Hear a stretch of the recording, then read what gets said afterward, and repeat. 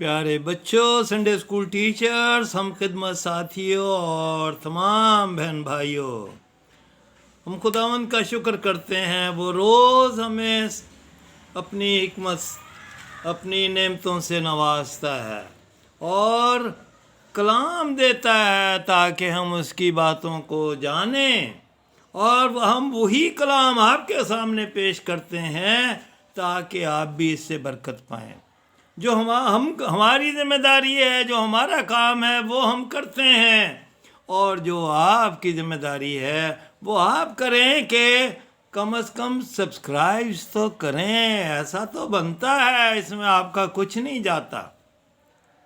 آئیے ہم خدا ان کے کلام میں سے دیکھیں۔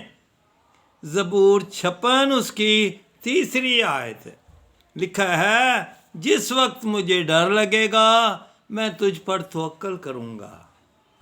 ہاں، بہت سارے وقت ہوتے ہیں جب ہم پریشان ہو جاتے ہیں، ایسا ہوا تو پھر کیا ہوگا، ایسا ہوا تو پھر کیا ہوگا، اور پریشانیاں ہمیں گھیر لیتی ہیں اور ہم واقعی ہی ڈر جاتے ہیں، ایمان میں کمزور ہو جاتے ہیں، مشکلات آتی ہیں۔ لیکن خدا کا کلام بتاتا ہے، جس وقت مجھے ڈر لگے گا میں تجھ پر توکل کروں گا۔ تو خدا چاہتا ہے کہ اس پر بھروسہ کیا جائے، جیسے خدا کے لوگوں نے کیا۔ ہاں، یہ آج کی کہانی خدا کے بندہ اور رسول پطرس کی ہے، جو کہ خدا کی خدمت کرتا تھا، منادی کرتا تھا، لوگوں کو خدا کا کلام سناتا تھا۔ حالانکہ اس کا اپنا خاندان بھی تھا، لیکن خدا اس کو اپنے لیے استعمال کرتا تھا۔ اور کبھی کبھی خداوند یسوع سے محبت اور وفاداری بھی ایماندار کرنے کی مصیبت کا باعث بن جاتی ہیں۔ پطرس یسوع مسیح کے ایک خاص شاگرد تھا، اور اس کی زندگی میں اسے بھی ایسے ہی حالات کا سامنا کرنا پڑا۔ رومی حاکموں نے مسیحیوں کو تنگ کرنا اور تکلیف پہنچانا شروع کر دیا تھا، کیونکہ وہ نہیں چاہتے تھے کہ لوگ خدا کی عبادت کریں۔ تو اس نے ایک رات پطرس کو قید خانہ میں ڈلوا دیا اور سخت پہرے میں اس کو رکھا۔ اسے ڈر تھا کہ پطرس کہیں بھاگ نہ جائے، لیکن پطرس خدا پر بھروسہ رکھتا تھا، کیونکہ وہ اسی کے نام کی منادی کرتا تھا۔ پطرس قید خانہ میں تنہا تھا، لیکن دوسری طرف گھر میں مسیح سے پیار کرنے والے لوگ جمع تھے، اور وہ سب ایک دل ہو کر پطرس کی رہائی کے لیے دعا کر رہے تھے۔ ان کی دلی آرزو تھی کہ وہ قید خانہ میں مار نہ دیا جائے، بلکہ آزاد ہو کر خداوند کی خدمت انجام دیتا رہے۔ کیا آپ سمجھتے ہیں کہ خدا اپنے لوگوں کی دعا کا جواب دیتا ہے؟ ہاں جی، کبھی وہ جواب دیتا ہے یس، ہاں، کبھی نہیں، اور کبھی کہ انتظار کرو۔ وقت گزرتا گیا اور ہیرودیس بادشاہ کی طرف سے حکم آ گیا کہ کل صبح پطرس کو موت کے گھاٹ اتار دیا جائے گا۔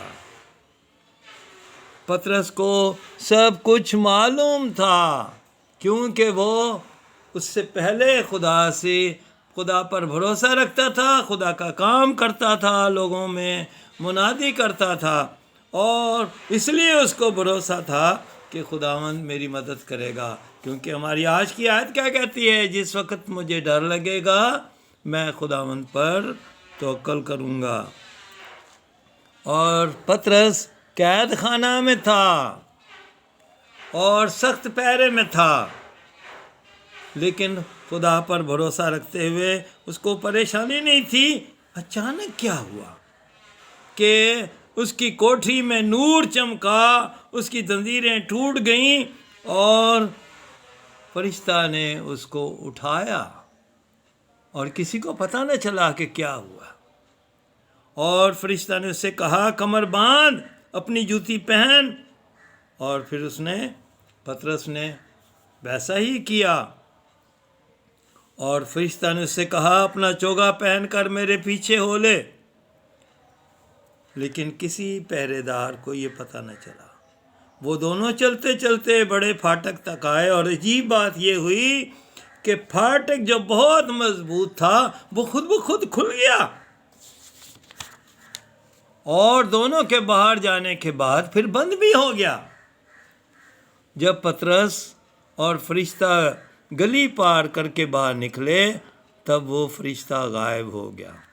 اس واقعے سے پطرس نے یہ جان لیا کہ خدا نے اپنا فرشتہ بھیج کر اسے ہیرودیس بادشاہ سے رہائی بخشی ہے، کیونکہ لوگ جو دعا کر رہے تھے ان کی دعا کا اثر ہو رہا تھا۔ خدا دعا کو سنتا ہے، خدا میری اور آپ کی دعا کو بھی سنتا ہے، اس لیے وہ چاہتا ہے کہ ہم اپنے خداوند کے سامنے اپنی فریادیں، اپنی درخواستیں رکھیں۔